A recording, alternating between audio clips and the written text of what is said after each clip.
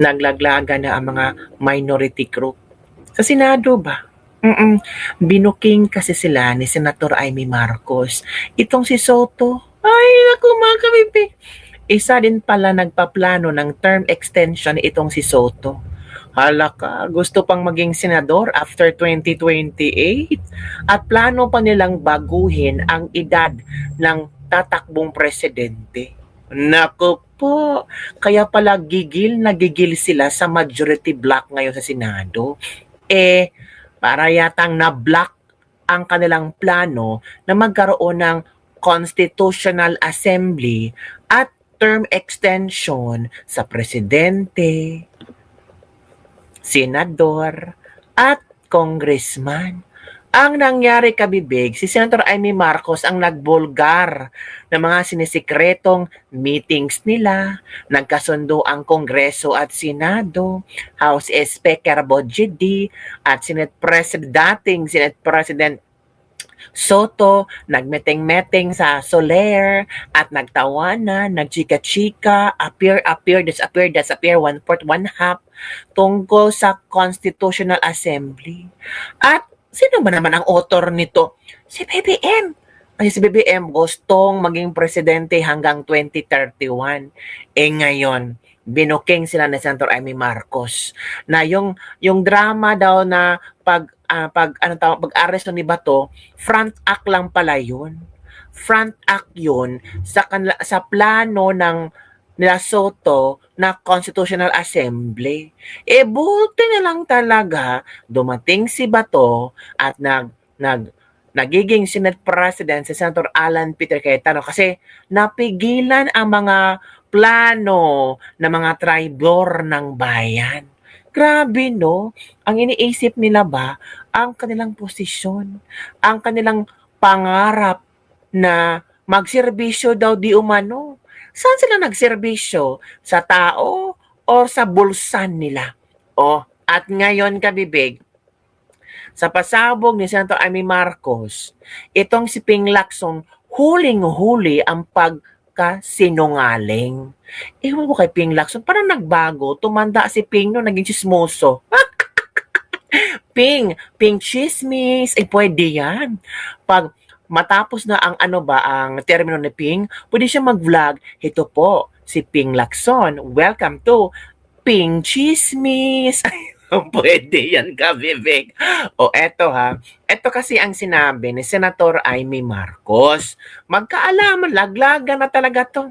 Laglagan dahil sa kanyang kasinungalingan. Ito kasi sabi ni Senator Amy Marcos, ikakasanilaan CONAS kung saan ang eleksyon ay para sa lamang sa local position. No AI, no extension ng 3 taon. Tapos papalitan pa daw yung edad ng Pangulo. Gagawin ng 50 years para hindi makatakbo at disqualified na si VP Sara. Sumagot si Ping, ibang issue yung nagpapalabas sila tungkol sa CONAS. Kaya raw gustong magkaroon ng change ng leadership dahil papunta kaming CONAS.BS. Anong BS? Hindi totoo yun. Hindi namin napag-usapan yan. Sabi ni Ping ha, hindi totoo. That's BS. Hindi napag-usapan namin yan. Sa dami ng caucuses naming minority, wala kaming pinag-uusapan tungkol sa CONAS. Sa dami ng caucuses ng mga minority. Hindi pinag-usapan, isang BS yan. Pero ito ang nangyari ngayon. Yan. Last January, sabi ni Senator Amy Marcos, Ping, anong BS dyan?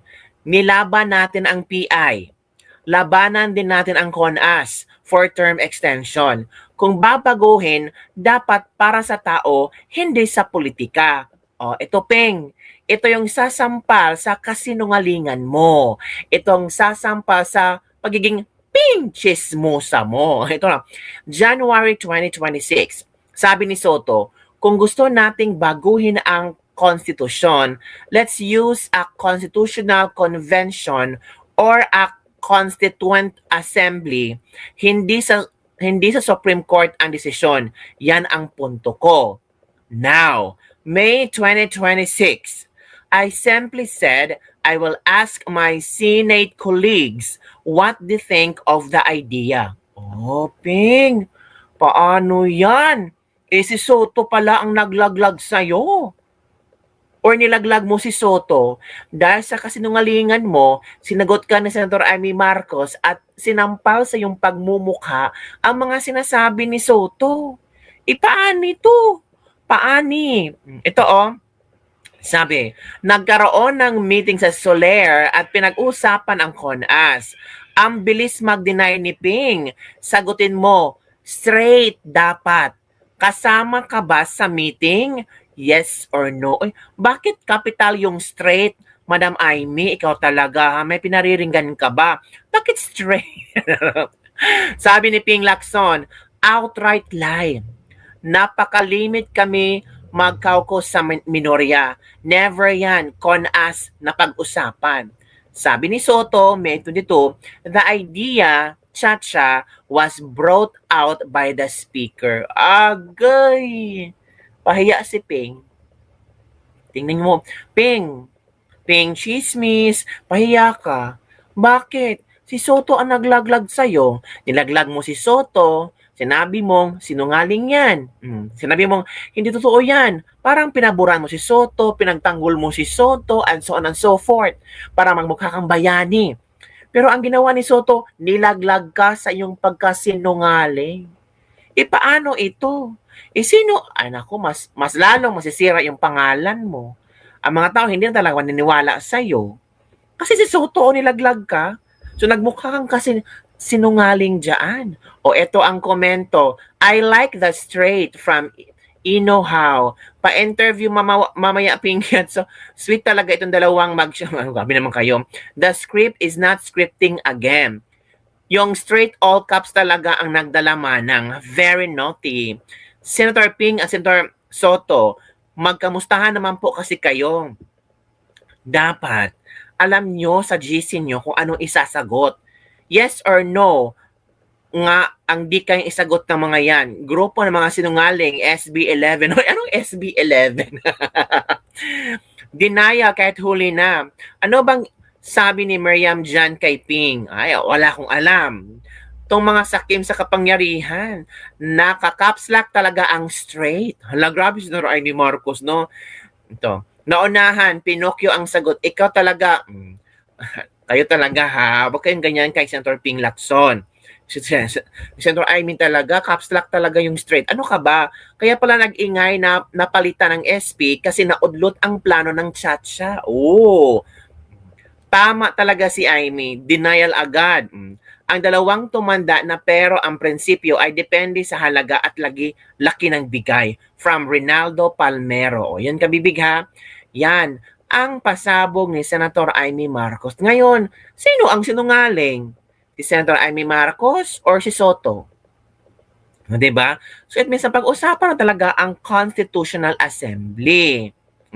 The idea of Chacha was brought out by the speaker.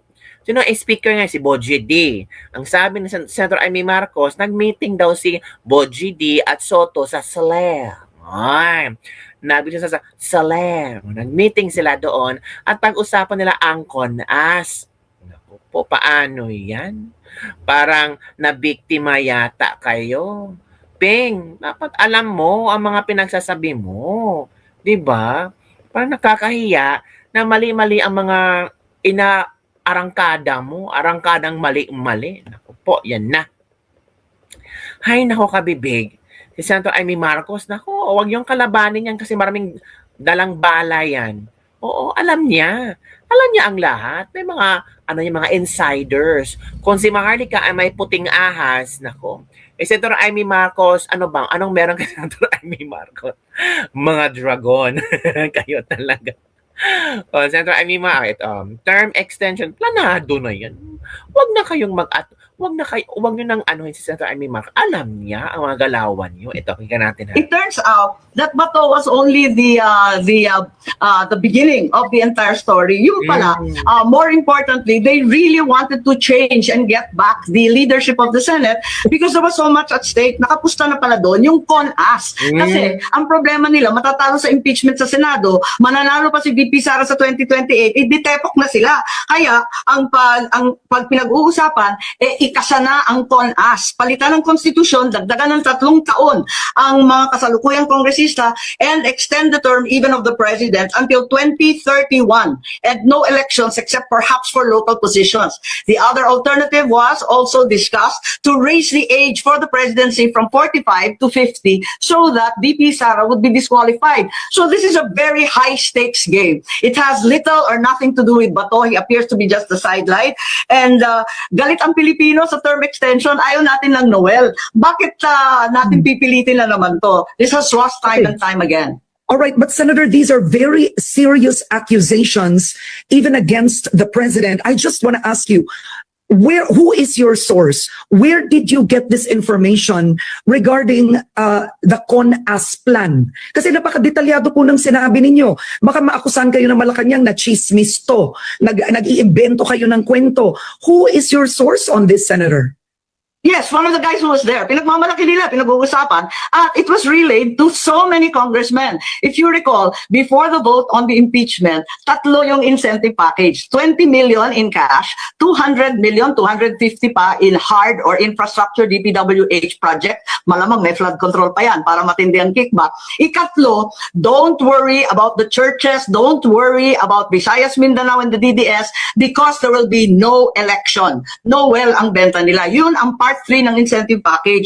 Tapos, yun nga, gusto nila, tigilan na ang flood control investigations kasi mabigat na yung ebidensya, limpak-limpak na yung dokumento, ang dami nagpipresenta at kahit kamag-anak ko, klaro naman na may ebidensya na kay Martin Romualdez, andyan kay Sandro Marcos, andyan rin kay Presidente Bongbong. Kamag-anak ko to, pero wala tayong magagawa, andyan na yung ebidensya. Your credibility is at stake here. You're actually accusing the president of wanting to stay longer in power, which was, I mean, forgive me for saying this, but the very problem that was with your own father, your late father, of wanting to stay in office for a much longer time than he was meant to stay in office. You are throwing that same accusation on your brother. Do you have the facts, the people, witnesses, sources that are credible on this, Senator Amy? Kausap ko maraming tao. I'm not certain that they'll come forward and be prepared to talk. But certainly, if there's anyone who knows the consequences of self-perpetuation and corruption, it should be me. Galit ang Pilipino sa usapin ng term extension. It turns out that Bato was... Yun, kabibig ha. I-share na Senator Amy Marcos lahat na kayo nalalaman. Depende na sa atin kung maniniwala tayo o hindi. Yun lang.